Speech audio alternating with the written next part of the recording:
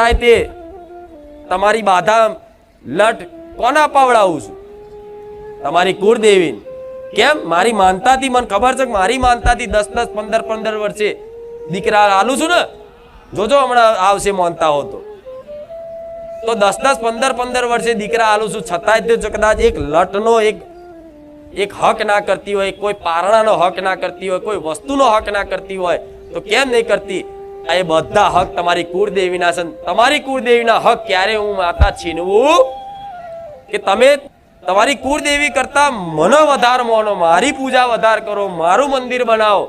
મારે એવું કરવું? મારે તમારી કુળદેવીથી મોટું બનવું નથી. તમારા માટે સૌથી મોટી તમારી કુળદેવી.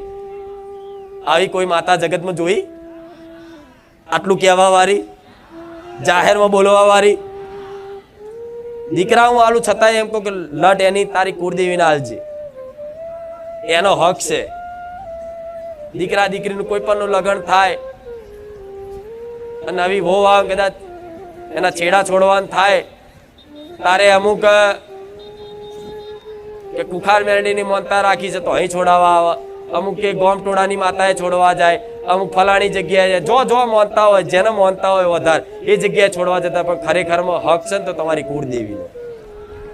ભલે તમારા ઘેર બેઠી હોય, ફોટામાં દીવો થતો હોય ને એ છોડાવજો.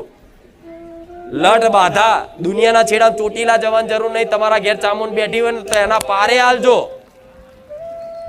બહુચર તમારા ઘેર બેઠી હોય, ભલે દીવામાં બેઠી હોય, પણ તમારા ઘેર દીકરો આવ્યો, દીકરાનો જન્મ થયો હોય ને તો બહુચરાજી લટ આલવાની જરૂર નહીં. તમારા ઘેર બેઠી ને એના બહુચર જ છે, એ જ આલો, એ પોકશે, એ બહુચરાજી નહીં પોકે. આ શું ખોટું?